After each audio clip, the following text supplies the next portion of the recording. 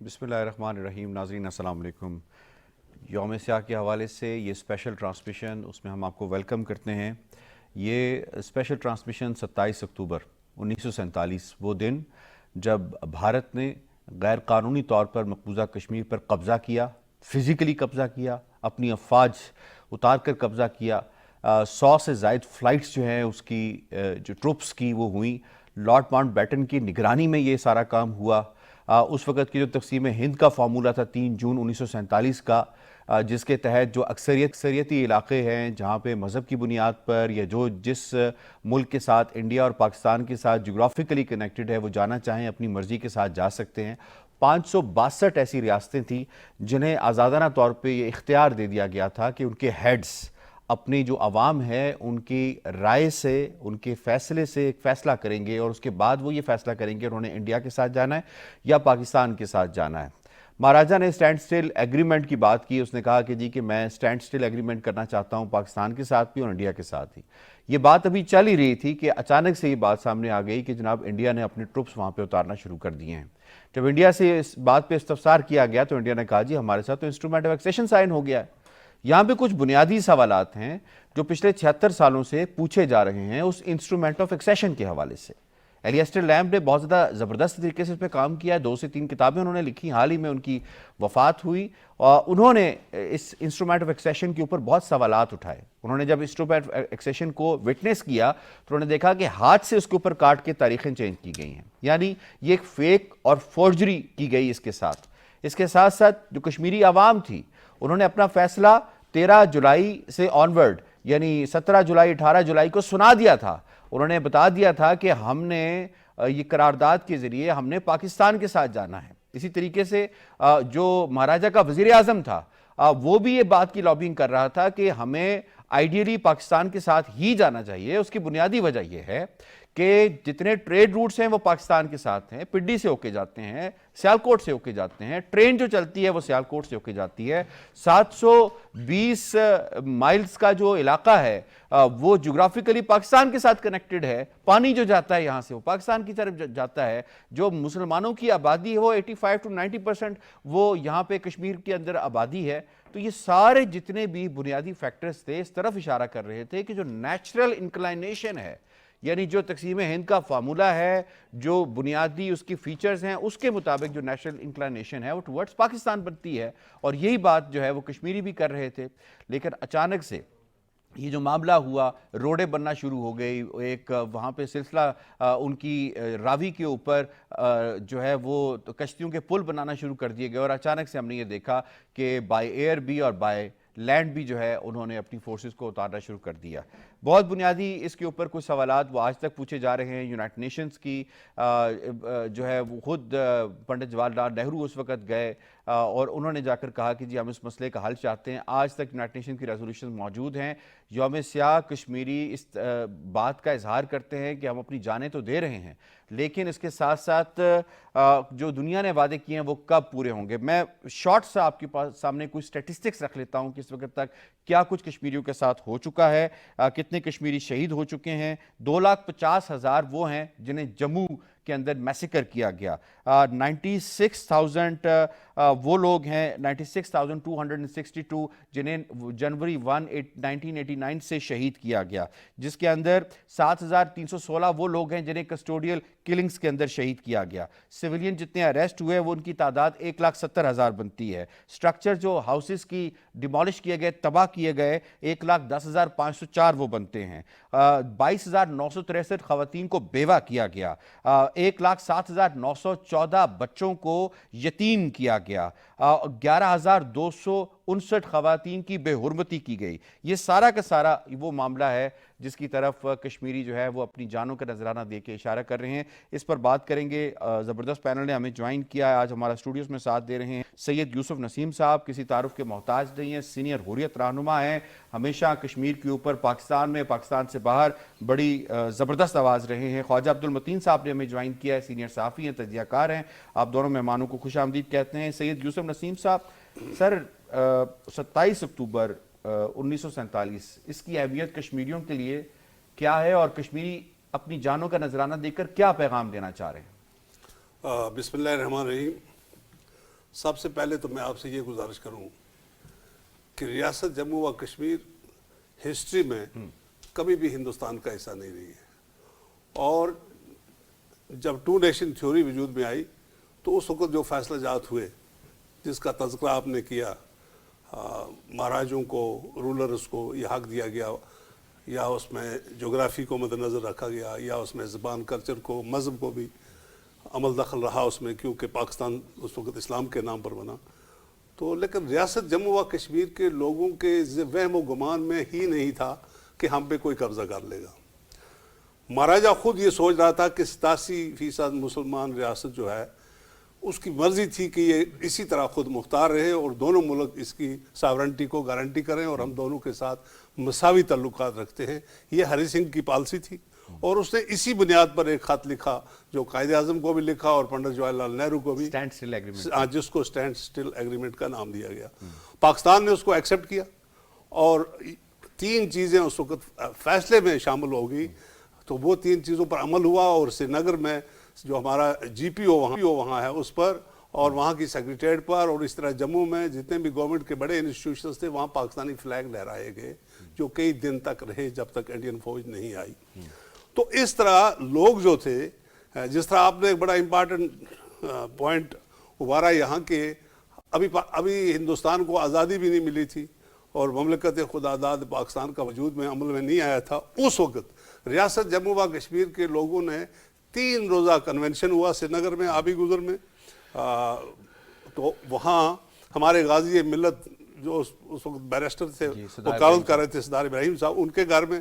تو اس میں فیصلہ کیا گیا کہ ریاست جموں و کشمیر جو ہے یہ ان بنیادوں پر, جس طرح آپ نے تذکرہ کیا کہ جو ہمارا سیز فائر لائن ہے یہ 720 کلومیٹر ہے, جبکہ جو بعد میں نقلی بارڈر بنا گرداسپور جو کہ پاکستان کو ملنا تھا ٹو نیشن تھیوری کے مطابق, نقشے کے مطابق, ڈویژن پلان کے مطابق, سائن سگنیچر ہو کے رات کو وہ چینج کر کے, تو جموں سے زمینی راستہ جو تھا وہ ہندوستانی فوج کو گرداسپور سے دیا گیا.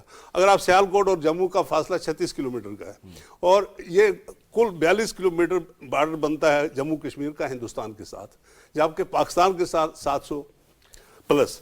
تو لہذا یہ بتا دیں کہ نہرو کتنی باری کشمیر گئے اور کس راستے سے گئے, قائد اعظم کتنی باری کشمیر گئے, کس راستے سے؟ قائد اعظم رحمۃ اللہ علیہ 3 بار کشمیر گئے, اور تینوں بار وہ وایا کوہلا اور مظفر آباد سے ہوتے ہوئے یہی ایک روڈ تھی ہماری. یہ جو آج جو ہے ٹنل بنا یا جموں اور سری نگر کے درمیان روڈ بنی, یہ نہیں تھی.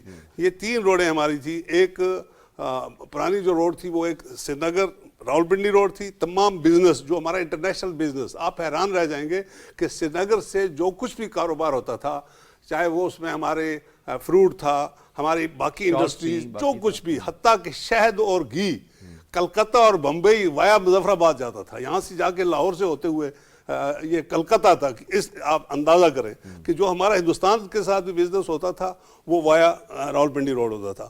اور پھر جو ہمارے جو تعلق اس بیلٹ کے ساتھ ہے, خاص کر کے پی کے میں اگر آپ سروے کریں تو 80% لوگ ریلیٹڈ ہیں with Sri Nagar, with Jammu, with Poonch, with Rajouri and Kashmir کے ہر حصے میں, کہ لوگوں کا آنا جانا تھا, جا کے سیٹل ہو جاتے تھے, شادیاں ہوتی تھی. اور پھر ہمارے جتنے پرانے لوگ تھے وہ یا تو علی گڑھ یونیورسٹی میں پڑھتے تھے یا وہ لاہور یونیورسٹی میں. اورینٹل کالج لاہور اس وقت کا فیمس کالج تھا جس میں دینی تعلیم دی جاتی تھی, اور ہمارے جتنے بھی علماء ہیں وہ اسی بیلٹ سے خاص کر پڑھ کے گئے ہیں. تو لہٰذا یہ ایک ایسا رشتہ تھا جس کو آپ یونیورسل ٹروتھ کہتے ہیں. اس نے ہر حال میں پاکستان کے ساتھ آنا تھا, اور اس میں سازش یہ ہوئی کہ پنڈت جواہر لال نہرو نے کشمیر کو اس بنیاد پر کہ اس وقت کے ہندوستان کی بھی جو انکم تھی, جو ٹیکسز تھے, حتیٰ کہ ہندوستانی جو تھا وہ ویزا لے کے آتا تھا کشمیر میں جب مہاراجے کے وقت میں, اور اس وقت جو ٹورسٹ آتے تھے، جتنا بھی یہ آج آپ اکنامی وار دنیا میں دیکھ رہے ہیں، ہندوستان کی آمدن کا جو بڑا حصہ تھا وہ ٹورسٹ جو فارن ٹورسٹ آتے تھے خاص کر یورپ سے، تو وہ سارے کشمیر میں آتے تھے.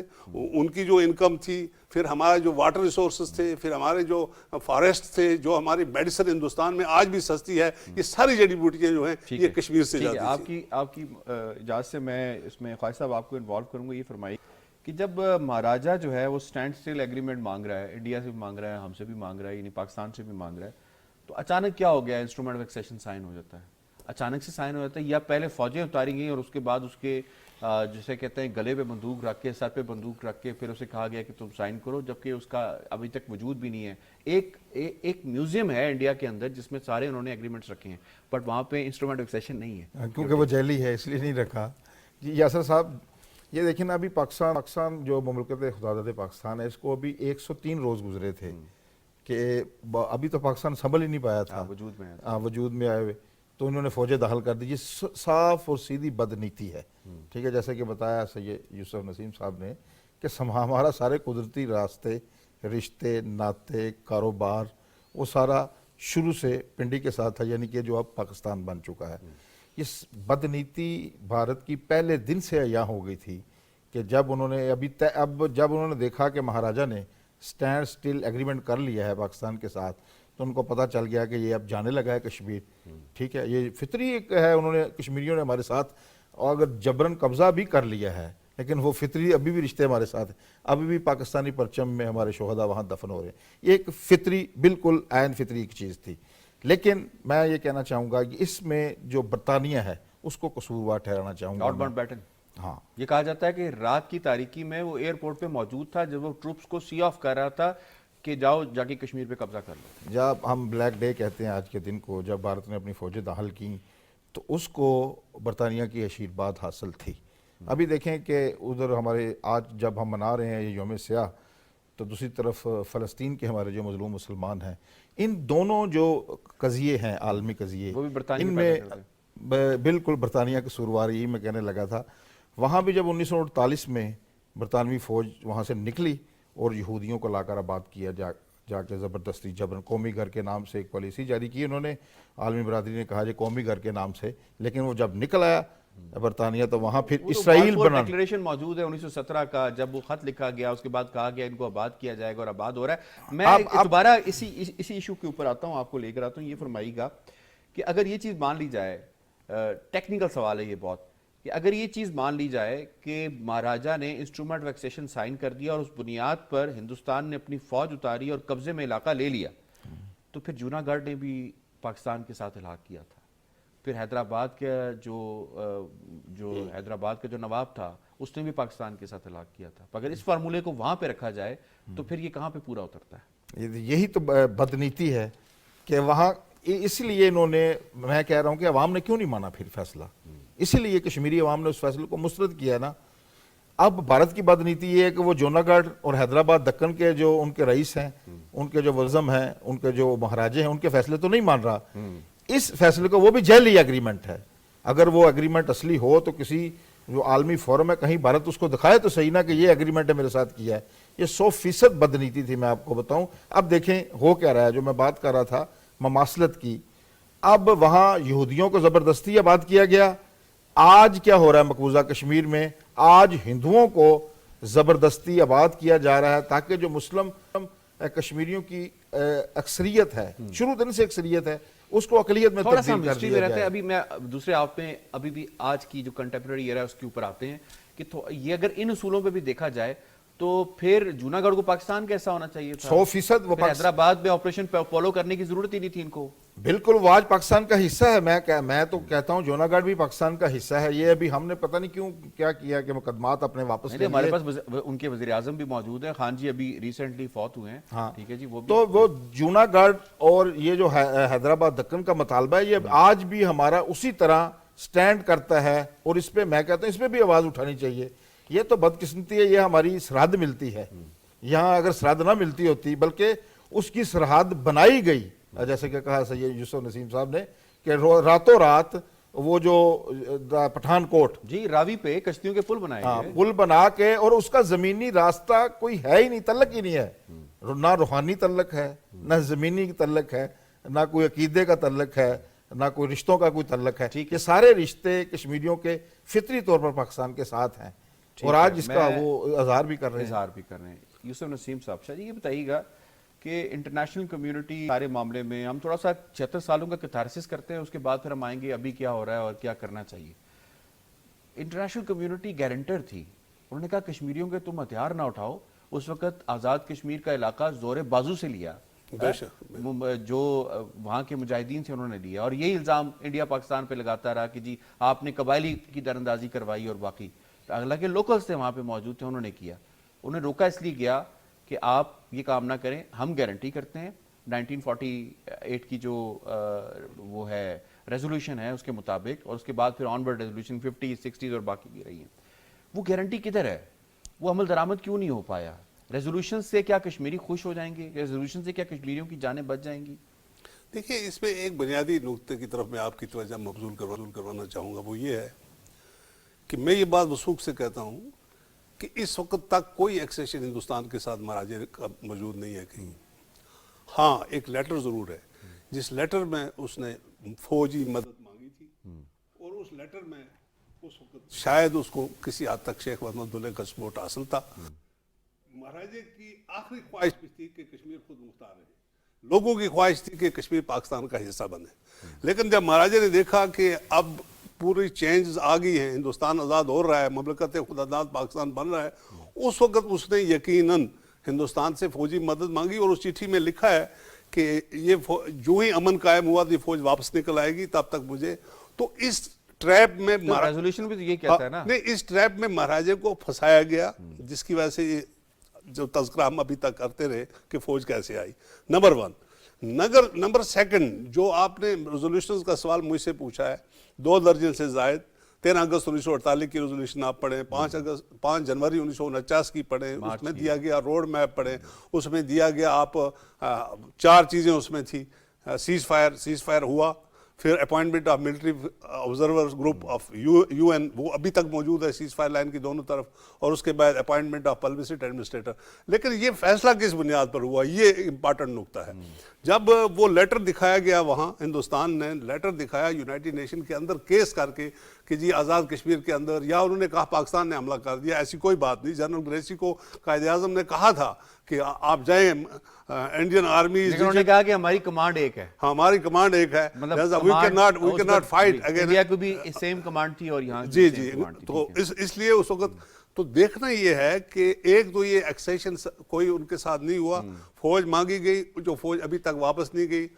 اور اس کے بعد جب یونائٹڈ نیشن کی سیکورٹی کونسل نے جب اس پر انویسٹیگیشن کی تو فیصلہ اس قرارداد پر ہوا جو سری نگر 19 جولائی کو ہوئی تھی، جس میں 22 MLA اس وقت ہمارے جو وہاں MPs جس کو آج کہا جاتا ہے MLAs کا، تو وہ ان کا سائن موجود تھا. آل جموں کشمیر مسلم کانفرنس کی ایگزیکٹو اینڈ جنرل کونسل کا جوائنٹ سیشن تھا، ان کی سب کا فیصلہ موجود تھا. اس بنیاد پر سیکورٹی کونسل نے یہ فیصلہ کیا، اچھا آئیے ہم ہندوستان اور پاکستان دونوں کو کہتے ہیں کہ کشمیریوں کو آزادانہ طور پر اپنے مستقبل کا فیصلہ کرنے کا موقع دیا جائے. یہ میں سمجھتا ہوں کہ ہمیں بڑا سپورٹ ہوا، اور یہی ریزولوشنز ہیں جو اس وقت دنیا میں ہندوستانی فوج کو عمل درآمد کیوں نہیں ہو سکا؟ ہاں اس میں بدقسمتی یہی ہوئی کہ جس طرح میرے بھائی نے ابھی فلسطین کا نام لیا، یہ دونوں سازشیں ایسی تھی دنیا میں ہتھیار بیچنے کی، بزنس کی. انڈیا ایک بڑا مارکیٹ ہے، وہ روس کا بھی مارکیٹ ہے اور امریکہ کا بھی مارکیٹ ہے اور یورپ کا بھی مارکیٹ ہے. تو لہٰذا 1.5 کروڑ آبادی ہے اس وقت، ان کی 2nd largest country in the world ہے. تو اس لیے ایک تو انہوں نے اپنا ڈپلومیٹک اور پولیٹیکل اثر و سکھ دنیا کے ساتھ اکانومی کی بنیاد پر ایسا استوار کر دیا کہ ہمیں سپورٹ ملنا کم ہو گیا. یہی وجہ ہے کہ کشمیری بھی مظلوم ہے اور فلسطینی بھی مظلوم ہے. اور پھر دوسری بدقسمتی یہ ہوئی کہ جو ہمارا OIC کا اتنا بڑا 57 کنٹریز کا ایک دنیا کا دوسرا بڑا اتحاد، انہوں نے بھی قراردادیں پاس کی لیکن اس پر عمل کروانے کے لیے یونائٹڈ نیشن میں اگر 57 کنٹریز آج بھی کھڑے ہو کر اسرائیل کے خلاف بات کرتے ہیں، کشمیر کے حق میں بات کرتے ہیں، انڈیا کے خلاف بات کرتے ہیں، تو نقشہ چینج ہو جاتا. بدنصیبی سے ہمارے یہ OIC کے بھی کئی ملک ایسے ہیں جو اس ٹریپ میں UN کے ایسے فٹ ہیں کہ وہ بھول گئے کہ ہم کس لیے یہ بنا تھا. اگلا پوائنٹ، ابھی یہ تو آپ نے ایکسٹرنل فیکٹرز کی بات کی، کشمیری اس وقت کیا کر رہے ہیں؟ دیکھیں اس وقت کشمیری لفظ ہے دم پھٹ. دم پھٹ کا مطلب ہے جب انسان پر کوئی اتنا پہاڑ گر جائے، مشکلیں آن پڑی اتنی کہ سب آسان ہوگی. آج جب آپ کا کشمیری پوری قیادت آپ کی جیلوں میں ہے، آج وہاں مارشل لا ہے، اور مارشل لا بھی اس قسم کا کہ جس میں ہیومن رائٹس کی وائلیشن کرنا کوئی گناہ نہیں. قانون ان کا armed forces special power act ہے، پبلک سیفٹی ایکٹ ہے، اور جس طرح آپ نے تذکرہ فرمایا، ابھی ہم بات کر رہے تھے الگ الگ اگر آپ دیکھا جائے تو کل ملا کے 7 لاکھ ریگولر فوج اور اس کے ساتھ بارڈر سیکیورٹی فورسز اور دیگر کو ملا KMS کی رپورٹ کے مطابق شاہ جی 15 لاکھ تقریباً فوج ہے، اور انہوں نے اس کو اندر بریک اپ بھی دیا ہے. وہ تھوڑا سا بتا دیتے ہیں آپ کو کہ یہ کیا بریک اپ ہے. وہ کہہ رہے ہیں جی انڈین آرمی جو ہے ریگولر آرمی وہ 7,50,000 ہے، بے شک پیراملٹری فورسز جو ہیں وہ 5,35,000 ہیں، اور اس کے ساتھ ساتھ جو پولیس پرسنل ہیں وہ 1,30,000 ہیں، اسپیشل پولیس آفیسرز 35,000 ہیں، ولیج ڈیفنس کمیٹیز کے 50,000 ہیں، اور ٹوٹل جو ہے وہ 15,01,000 تعداد بتائی. KMS کی رپورٹ ہے. اس پر مزید ذرا بات بھی کر لیتے ہیں. سردار عبدالرازق صاحب سے ہم کانٹیکٹ کرنے کی کوشش کر رہے ہیں. جی شاہ جی، جی سردار رازق صاحب سے میں لے لوں، اس کو واپس آتا ہوں آپ کے لیگل مائنڈ ہے جی، ان سے ذرا بات کر لیتے ہیں. سردار رازق صاحب، کتنا سالڈ ویلڈ یہ قانونی کیس ہے کشمیریوں کا جو کشمیری 76 سالوں سے لڑ رہے ہیں؟ اب تک انٹرنیشنل ریلیف جو ہے اس حوالے سے نہیں مل پا رہی. دوبارہ ہم رابطہ کرنے کی کوشش کریں. خالد صاحب یہی سوال آپ سے ہے کہ کیس تو بڑا تگڑا ہے، ریزولوشنز بھی موجود ہیں، سیکیورٹی کونسل نے ایگری کیا ہے، یونائٹڈ نیشنز ایگری کر رہی ہے، OIC کی قراردادی جیسے فرمایا سب کچھ ہے، کشمیری جان دے رہے ہیں، لیکن وہ کیس کی سنوائی اس طرح نہیں ہو رہی جس طرح ہونی چاہیے، جس طرح ہم نے اس تیمور میں دیکھا، جس طرح ہم نے باقی جگہ دیکھا. مسئلہ یہ ہے کہ بات کر دیتے ہیں کہ ہمارا قصور یہ ہے فلسطین کے جو ہمارے مسلمان بھائی ہیں اور جو کشمیر کے مسلمان بھائی ہیں وہ لا الہ الا اللہ محمد رسول اللہ پڑھتے ہیں. یہ ہمارا قصور ہے. جہاں جہاں مسلمان ہیں ان کے لیے دوہرے قانون ہے. آپ عالمی برادری کی بات کر رہے تھے، اس سے بڑا دوہرا معیار کیا ہوگا؟ مثلا آپ دیکھیں کہ برطانیہ جو ہے یہ انسانی حقوق کا چیمپئن ہے، اور جو بھارتی نیاد جو وزیر اعظم ہیں برطانیہ کے وہ اسرائیل جاتے ہیں اور جا کے اسرائیل کی حمایت کا اعلان کرتے ہیں جو کھلے عام کھلے بندوں مسلمانوں کا قتل عام کر رہا ہے. اب یہ دوہرا چہرہ ہم 76 سالوں سے کشمیری دیکھ رہے ہیں. ابھی فلسطین کے معاملے پر جو اصل مکین ہیں، رہنے والے ہیں صدیوں سے، ان کو ایک پٹی غزہ کی جو پٹی محدود سیرا کی وہاں تک محدود کر دیا گیا ہے. یہی جو سازش ہے وہ اب مقبوضہ کشمیر میں رچائی جا رہی ہے. وہاں بھارت سے ہندوؤں کو لا کر آباد کیا جا رہا ہے. ہم بھی چیخ رہے ہیں. آپ ڈیموگرافی چینج کے حوالے سے بات کریں، بڑی امپورٹنٹ پوائنٹ ہے. میں اس پہ رازق صاحب نے ہم کیا، رازق صاحب 31 اکتوبر 2019 کے بعد سے کوئی 1,000 سے زائد جو قوانین ہیں ان کو رائج کر دیا گیا ہے مقبوضہ کشمیر کے اندر، جس کے تحت وہ ڈیموگرافک چینج بھی کر رہے ہیں. باقی جو خاص طور پہ ان کے کالے قوانین ہیں جو کولونیل ایرا کے ہیں، جس میں PSA ہے اور باقی قوانین ہیں، دنیا میں اس کی کوئی مثال ملتی ہے؟ اور خاص طور پہ جو انڈین جوڈیشل سسٹم ہے آج تک 370 اور 35A کا جو فیصلہ نہیں کر سکا، تو اس کو آپ کس سٹینڈرڈ پہ دیکھتے ہیں؟ اس کی کوالٹی آف جو انصاف ہے وہ کیا ہے؟ دیکھیں، کوالٹی آف انصاف جو ہندوستانی عدالتوں کا ہے اور وہ تقریباً 89 خاص طور پر اور دنیا کے لوگ بلیک کچھ پہلے جب سے کشمیر کا اسٹیٹس انہوں نے تبدیل کیا ہے اس کا انٹروڈیوس 89 جو اسپیشل اینٹی ٹیررزم کے شہزاد صاحب آپ کی آواز صحیح نہیں آ رہی، تھوڑی لوکیشن چینج کریں تاکہ تھوڑی آواز آپ کی کلیئر آ سکے. جی میں یہ عرض کر رہا تھا کہ کشمیر کے اندر جو لاز انہوں نے ابھی انٹروڈیوس کروائے ہیں بڑی تیزی کے ساتھ پچھلے 1 سال میں، یہ تو لاز نہیں، لیکن اس سے پہلے بھی جو لاز انہوں نے بنائے تھے 89 سے، وہ بھی اس قدر کالے قوانین تھے جن کے ذریعے انہوں نے حکومت خانے بنائے ہوئے تھے، ان کو پروٹیکٹ کرتے تھے، لوگ اٹھا کے لے کرتے تھے. آپ دیکھیں کہ کتنی بڑی تعداد میں, ہزاروں کی تعداد میں دہشت پسند ہے. حکومت میں اور بغیر کسی آرڈر کے, بغیر کسی پیش کیے, بغیر وارنٹ کے لوگوں کو اٹھا کے لے جانا اور گرفتاریاں کرنا, ایسے بلیک لاز جو ہیں اپنی جو اسٹیٹ ٹیررزم ہے اس کو مجال ہے کہ ہندوستان کی کسی بھی اس پہ نوٹس ہو. وہاں جو گریس جو ہے وہ جس طرح مسنگ پرسنس کے حوالے سے کیسز سامنے آئے, تشدد کے کیسز سامنے آئے, لوگوں کے بنیادی حقوق کا فنڈامنٹل رائٹس بہت گراسلی وائلیٹ کرنے کے کیسز سامنے آئے, پر کبھی ہندوستانی اداروں نے کارروائی نہیں کی.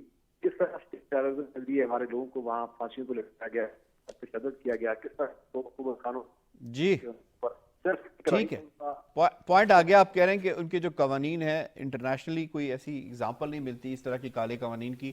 شاہ جی ابھی اس وقت انڈیا مقبوضہ کشمیر کے اندر کر کیا رہا ہے, خاص طور پہ اگست 2019 کے بعد سے سچویشن جو ہے اکنامک ٹیررزم, ڈیموگرافک ٹیررزم اور اسی طریقے سے جو باقی ہے کلچرل ٹیررزم آئی مسٹ سے, تو یہ جو سارا ایک پورا بنچ آف پلانز ہیں ان کے, وہ کس طرح ایگزیکیوٹ ہو رہے ہیں اور کتنی تیزی کے ساتھ اس پہ عمل درآمد ہو رہا ہے؟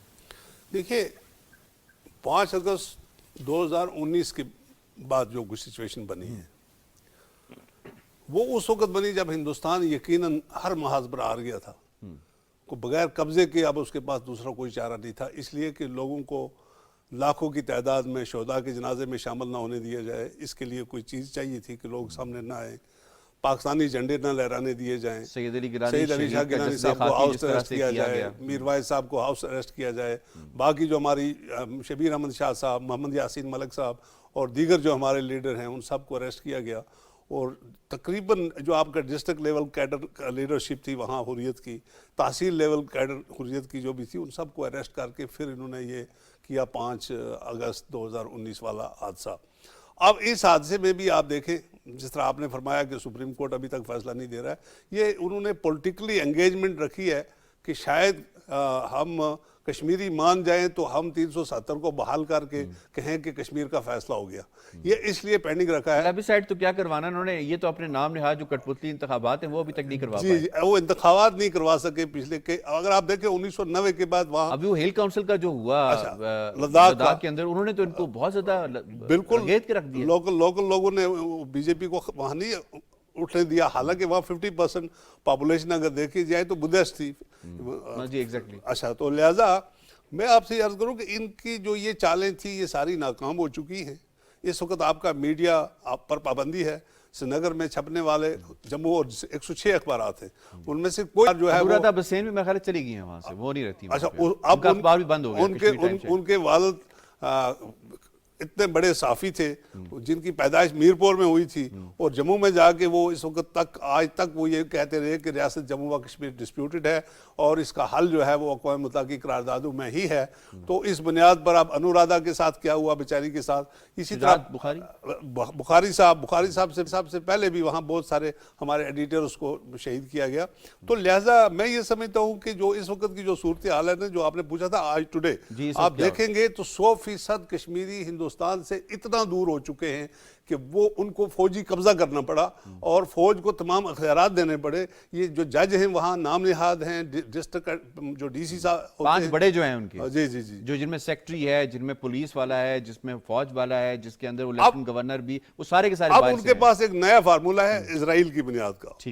وہ یہ ہے کہ فرعون کو کسی نے کہا تھا کہ تمہیں لوگ خدا نہیں مانیں گے جو آپ کے ساتھ جمے پلے. اگر نئی نسل کے ذہن میں ڈالا جائے تو شاید آپ کی خدائی چل جائے. اس کے ذہن میں ڈل رہی ہے. اب ہندوستان یہ چاہتا ہے, جس طرح آپ نے بڑی امپارٹنٹ بات کی, ہندوستان نے اب میڈیا کے محاذ پر وہاں اتنے چینلز کھولے ہیں, سب سے پہلے کشمیری کلچر ختم کیا جائے, مسلمانوں کی میجارٹی کو مائنارٹی میں چینج کیا جائے.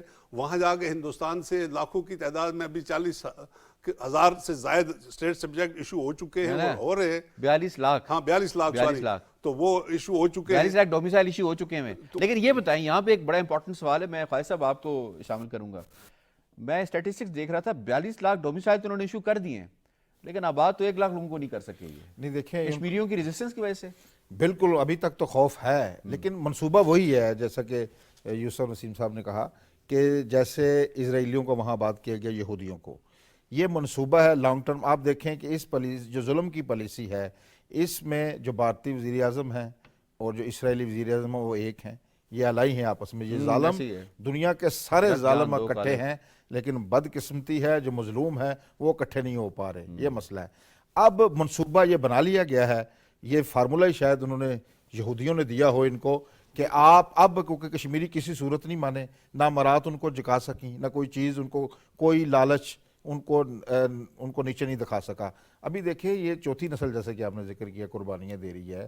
میں سید علی گیلانی اس سے پہلے ابھی جو ہمارے ایک طرف سید علی گیلانی کھڑے, ایک طرف برہان مظفر وانی شہید کھڑا ہے. ایک طرف آپ مقبول دیکھیں وہ بٹ ایج پورا جنریشن.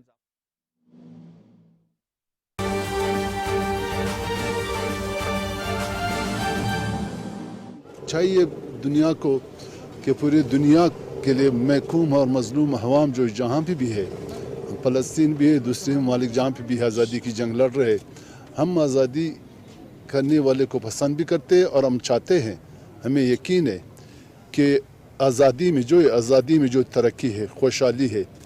ہم جتنے بھی یہاں پہ احتجاج کرنے کے لیے نکلے پورے پاکستان میں, وہ کشمیر کی آزادی کے لیے کہ کشمیر میں جہاں پہ ببریت ہو رہی, جہاں پہ ظلم زیادتی ہو رہی, جہاں پہ کشت خون ہو رہا ہے, ہم ان کی مخالفت کرتے ہیں اور مذمت کرتے ہیں.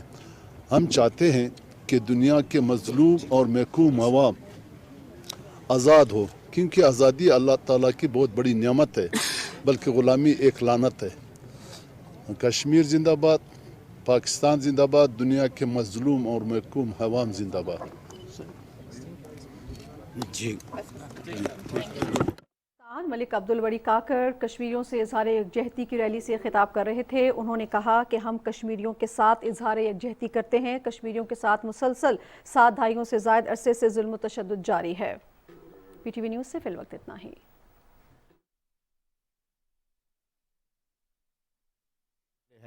ٹھیک ہے, مجھے پھر ایک امید نو نظر آئی ہے کہ کشمیریوں کو آپ دبا نہیں سکتے.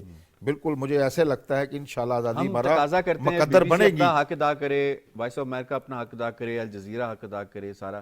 تو ہمارے جو 40-42 چینلز ہیں کیا وہ اپنا حق ادا کر رہے ہیں؟ بالکل نہیں کر رہے. اس پہ جو ہمارے پرائیویٹ میڈیا کو بھی ہوش کے ناخن لینے چاہیے. دیکھیں آپ انڈیا اور پاکستان میں ہمیں یہی فرق ہے, وہ اپنے قومی کاز کو آپ ان کے پرائیویٹ چینلز دیکھیں, وہ جھوٹا پروپیگنڈا. ہم سچ بات کرنے سے کیوں گھبرا رہے ہیں؟ ہمیں کیا شرم ہے, کیا عار ہے؟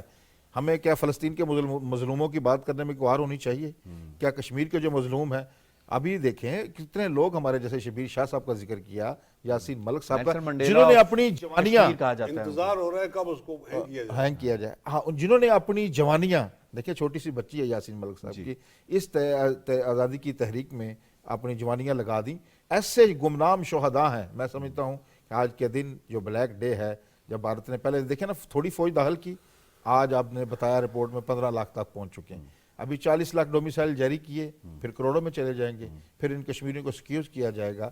لیکن آج کا دن جو ہے وہ ان مین کو, جو شہداء ہیں ہمارے, جو گمنام شہداء ہیں, ان کو سلام کرنے کا دن ہے. سید علی گیلانی کو سلام کرنے کا دن ہے. اور ابھی تک جو ہمارے نوجوان برسر پیکار ہیں اس آزادی کی تحریک میں, ان کو سلام کرنے کا دن ہے. کشمیری آگے کیسے چلیں گے؟ آگے اپنے اس مقصد کو, منزل کو حاصل کرنے کے لیے اب ان کی اسٹریٹجی کیا ہے؟ ایک تو ایگزسٹنس ہے, جانوں کا نذرانہ پیش کرنا ہے. ہمارا ڈائسپورا اس کے اندر کتنا امپورٹنٹ کردار ادا کر رہا ہے؟ 1 کروڑ کے قریب پاکستانی کشمیری ڈائسپورا جو ہے باہر رہتا ہے. بہت اچھا سوال کیا آپ نے یاسر صاحب. ایک تو میں یہاں صاف یہ عرض کروں کہ ہمارا وکیل اور مسلک کا فریق پاکستان ہے, جس کا ڈبل رول ہے. اس سے آپ سیٹسفائیڈ ہیں؟ سنیے نا, اس کا ڈبل رول ہے, ایک وکیل ہونے کے اور دوسرا فریق ہونے کے. ہندوستان بھی فریق ہے لیکن قابض ہونے کے ناطے فریق ہے, ورنہ اس کا حق کوئی نہیں. کوئی ٹھیک بات. 2 چیزیں, پاکستان کو ہندوستان نے کراچی کے اندر وایا افغانستان بہت ساری جگہوں پر اتنا انگیج کر دیا کہ پاکستان وہ حق ادا کشمیر کے بارے میں نہیں کر سکا ڈپلومیٹک اینڈ پولیٹیکل فرنٹ پہ. ایون یونائٹڈ نیشن کے اندر, OIC کے اندر کسی حد تک, لیکن as a party and as an advocate میں سمجھتا ہوں کہ پاکستان ڈوسیئر دے رہا ہے, پاکستان ڈوسیئر دے رہا ہے, پاکستان مستقل مندوب ہمیشہ کشمیر کی بات کرتا ہے. نہیں, میں عرض کروں نا, اس وقت آپ کے یہاں جتنے بھی چینل ہیں, جی, ان چینلز کو لیسن دینے کے پہلے ان کے ساتھ انشور کیا جائے جو ہماری نیشنل ہوتا ہے, پیمرا کا رول ہے یہ کہ آپ نے نیشنل انٹرسٹ کے پروگرامز کرنے ہیں. نیشنل پالیسی ہے کشمیر کی آزادی, پاکستان کی جو पॉलिसीज हैं उनमें जहां हमारी कौमी सलामती नंबर 1 पर है, वो कौमी सलामती तब होगी जब तकमील पाकिस्तान होगा। ऐसे ही। और जब कश्मीर की आज़ादी जो है ये इसके साथ साथ इम्पॉर्टेंट इशू है। तो ये जितने हमारे प्राइवेट चैनल्स हैं, जब तक वो कश्मीर पर पहली की तरह 1990 से 2002 तक, तो मैं ये समझता हूँ कि हमारी मीटिंग्स हुआ करती थी। ये अब्दुल मतीन साहब उस जमाने में अखबार ज्यादा थे, प्राइवेट चैनल कम थे जरा। सब जितने भी प्राइवेट चैनल्स थे और अखबार थे, उनको 50% काम करते थे। कॉलम नहीं बल्कि एक पेज मुख्तस था कश्मीर के लिए। बिल्कुल सही। पॉइंट है कि डायस्पोरा का जो नहीं, किरदार है शाह जी, वो जरा देखिए, बता दें। टाइम जरा कम। पाकिस्तान अपनी पॉलिसी को कश्मीरियों की ख्वाहिशात के मुताबिक करे।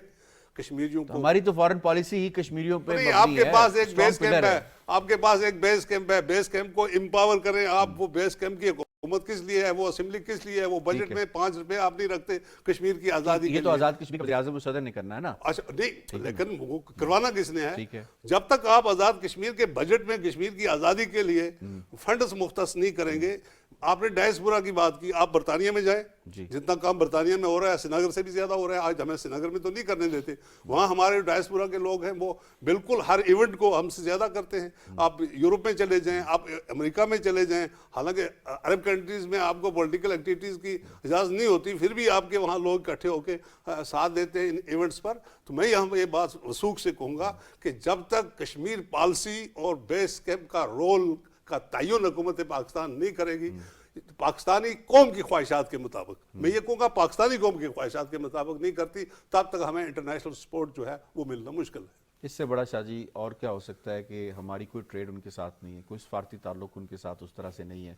हमारे जो मामलात है सारे के सारे बेस करते हैं कश्मीर के ऊपर। पहले कश्मीर है, पहली प्रायोरिटी कश्मीर है, कश्मीर के अलावा कोई नहीं, नहीं साहब, है। एक और सवाल अगर आप जी प्लीज आप मैं ये कहना चाहता हूँ कि बिल्कुल दुरुस्त बात है कि पाकिस्तानी वाहिद वकील है दुनिया भर में कश्मीरियों और का, बड़ी कुर्बानी दी है, बड़ी कुर्बानी है। लेकिन जब भारत ने श्रीनगर पर कब्जा किया, उससे लेकर पहले थोड़े हजारों की तादाद में ट्रूप्स थे, अब 15 लाख तक पहुंच गए हैं।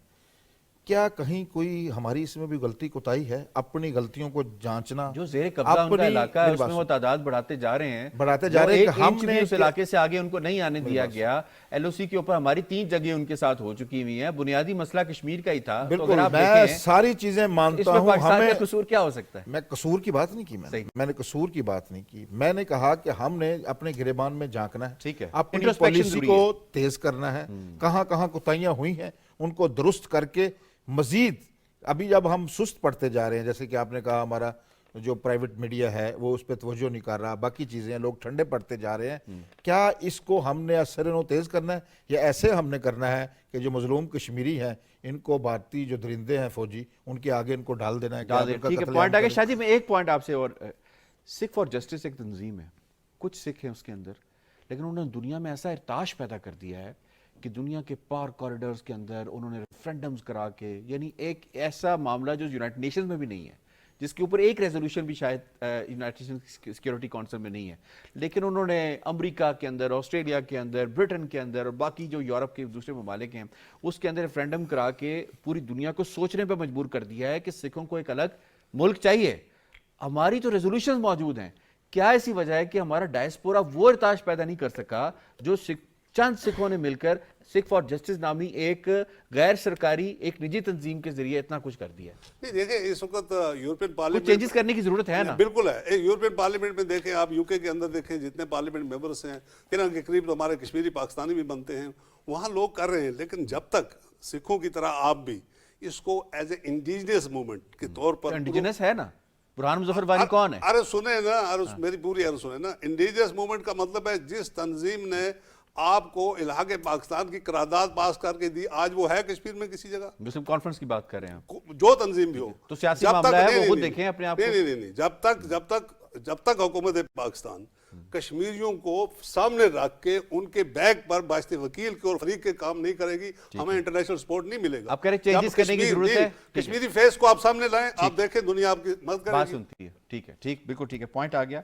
मुझे इस फिल्म से इजाज़त चाहनी है, शुक्रिया अदा करना है सईद यूसुफ नसीम साहब का, ख्वाजा अब्दुल मतीन साहब का। ट्रांसमिशन का यौम सियाह के हवाले से ये सिलसिला जारी सारी रहेगा। کچھ انٹروسپیکشنز کرنے کی بھی ضرورت ہے، لیکن ساتھ ساتھ یہ ضروری ہے دنیا اپنے وعدے وعید کشمیریوں کے ساتھ جو انہوں نے کیے ہیں، 1 لاکھ سے زائد کشمیری اس وعدے کی تکمیل تک اور تکمیل پاکستان کے لیے اپنی جانوں کا نذرانہ پیش کر چکے ہیں، اسے وفا کرنے کی ضرورت ہے دنیا کو بھی، اور کشمیری پیچھے نہیں ہٹیں گے۔ یہی اس دن میں تجدید عہد کر کے کشمیری پیغام دے رہے ہیں۔ ٹرانسمیشن سے فی الوقت اتنا ہی، مزید سلسلہ جو ہے وہ جاری و ساری رہے گا، ساتھ رہیے گا۔